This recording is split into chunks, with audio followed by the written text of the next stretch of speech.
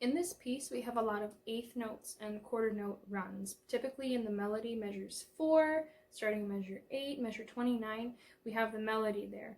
And it's a moving part, so we're going to be moving our bow quite a bit.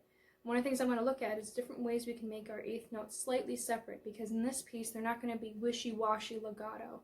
They're not going to sound...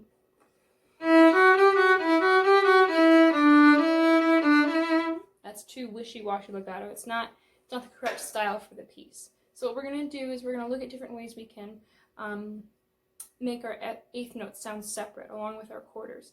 And one of the ways I wanted to do that was showing you the brush stroke. Now I want you to think of a paintbrush. You're going to be kind of painting your strings, or a way you could think about it is you're almost playing completely on the string, but just imagine there's a balloon attached to the stick of your bow and it's lifting it up just barely. Okay, so if you want to bring your instrument up, what I want you to do is put your bow on the string and go ahead and check your right hand. You need to make sure that you have everything correctly set here. A bent thumb, everything in place. Make sure your hand is leaning towards the tip, not towards the screw of the bow. Okay? I also have my index finger, the first knuckle, is bent over the winding here. Okay? So go ahead and put your bow on the string. We're going to tilt the stick away from us. Okay, so it kind of looks like our hairs are coming off the string, but just barely. So just tilt the stick away from you and very slightly move your wrist up and down. So down, up, down. So I'm also using my fingers a lot here. They're pulling, pushing, pushing. Now if I speed that up,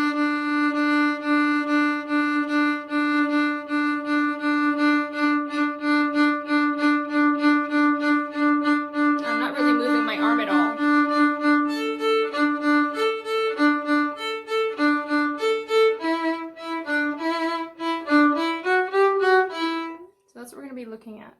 Okay, so as you see in measure 4, we have quarter, eighth, eighth, quarter, eighth, eighth.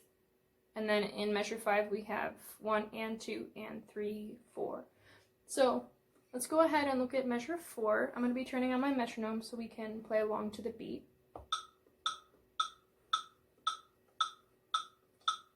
So you can go ahead and practice your eighth. Now let's practice using your wrist, but we're going to be brushing the string. So it's going to be long, brush, brush, long, brush, brush. Okay? One more time. 1, 2, ready, and. And each time I start the brush, I have my bow on the string. So it's set, set.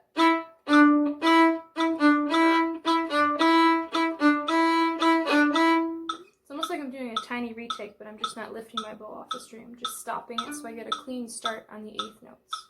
Okay, let me do it one more time.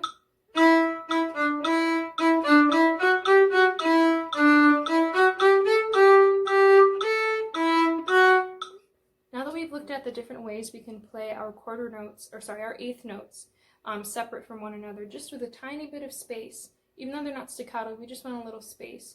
Let's do the same thing with the quarter notes. So it's going to be long, rest, play, stop, play, stop, play, stop.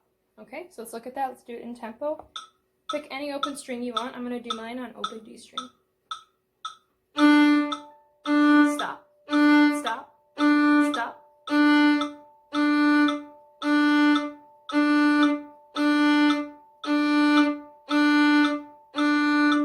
Okay, good. Another way I like to start and stop the bow is with my index finger. If I place my bow on the string, my index finger can control my starting and stopping if I press the stick into the hair. Watch what I do right here. Using your index finger, press into the string, and your stick should be touching the hair. I didn't see that.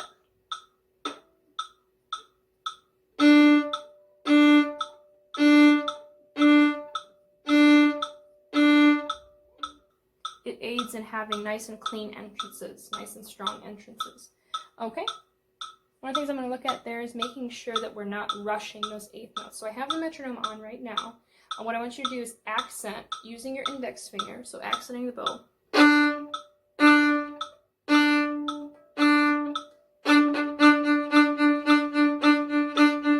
So you're pressing. So we're just going to accent the first and third beat. So it's going to be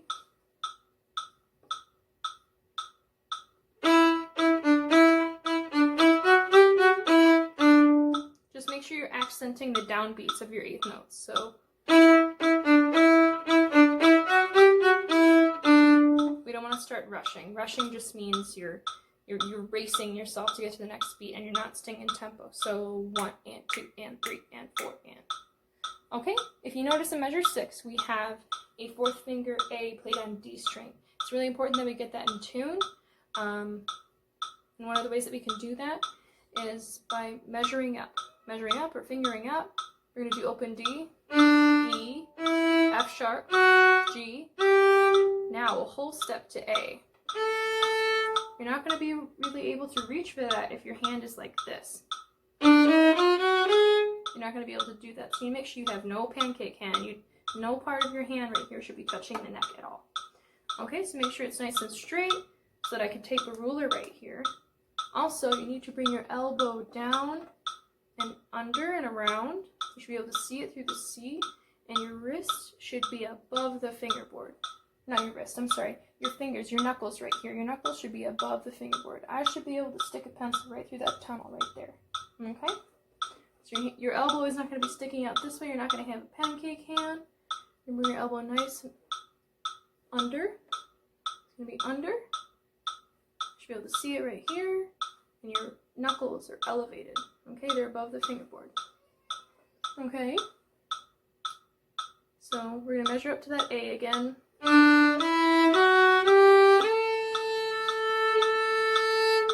Okay, another way that you can check for your intonation on that note is to play it against your open A string.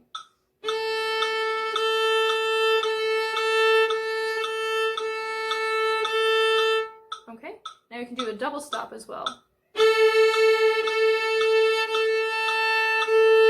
If you're slightly out of tune, you're going to hear the wah wah wah sound. What I mean is this.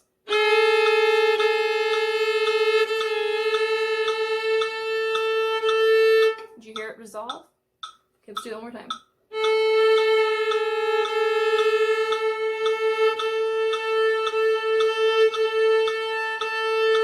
There you go. That's one of the ways you can check for intonation on your fourth finger A. The next section we're going to go ahead and take a look at is measures 38 through 55, the pizzicato section. Normally when you're doing pizzicato, unless it's notated on the music, you're going to be holding your bow while pizzicatoing. But for the sake of practicing right now, we're going to just set our bows down. If you notice, starting in measure 37, we have the dynamic, measure 36, we have the dynamic piano written in. And you might be confused as to how you're supposed to pitch, piano, because it can be kind of tricky. We're going to do one simple modification, and that is, instead of wrapping your finger around the string for a pizzicato, you're going to be just tapping it. You're going to be placing and lifting up, almost like a reverse tap. So instead of doing this, have your finger on the string and just slightly curve onto the string. Let me show you. And forte.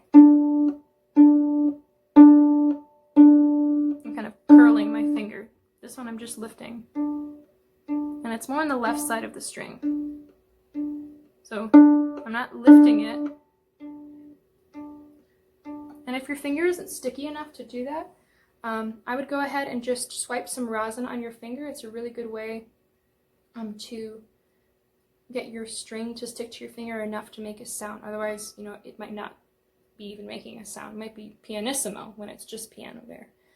Okay, so I'm going to go ahead and turn my metronome on. And again, proper pizzicato technique is when we're holding our bow, normally we just hold all of our fingers on the bow already. But if you can't do that, or if you feel like you're going to drop it or scratch your instrument, you can go ahead and wrap it in your hand and have your thumb and index finger free. And if we do this, we're going to go ahead and place our index finger on the corner of the fingerboard over here, and then we will continue pitzing like that. But it is best, so that you can be ready for the arco in measure 54, to have your bow hand set up and the only finger you're using to pizzicato is your first, like this. Okay? Alright, so let's go ahead and try that piano. We're just going to practice it without the bow for right now. Just go ahead and pick any string. I would do D string. We're just going to do 1, 2, and 3, 4, and.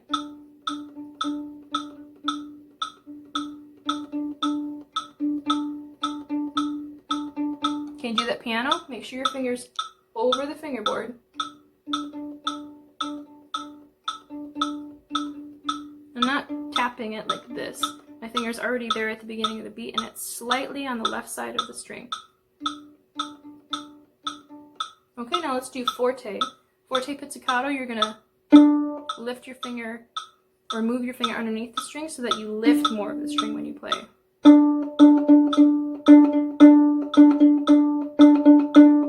Okay, we'll play from a downbeat of 38, and we will stop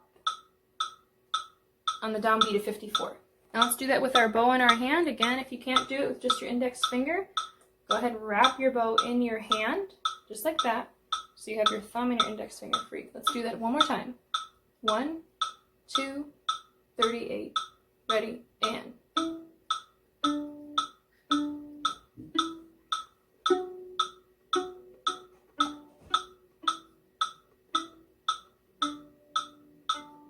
Reach. Forte. Rest, rest. Rest, piano.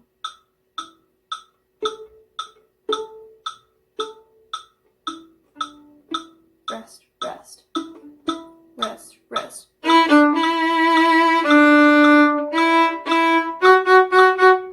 Okay.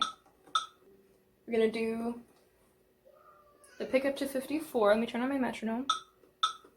So 1, 2, 3.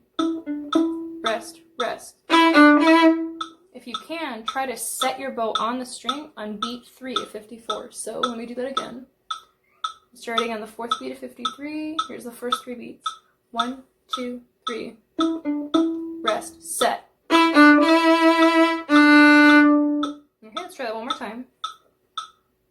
1, 2, 3. Rest, set. Okay. The next section I want to look at is from the coda until the end, so measure 57 until the end. We're going to be looking at the rhythm right here. We've got a lot of rests, we've got a lot of retakes.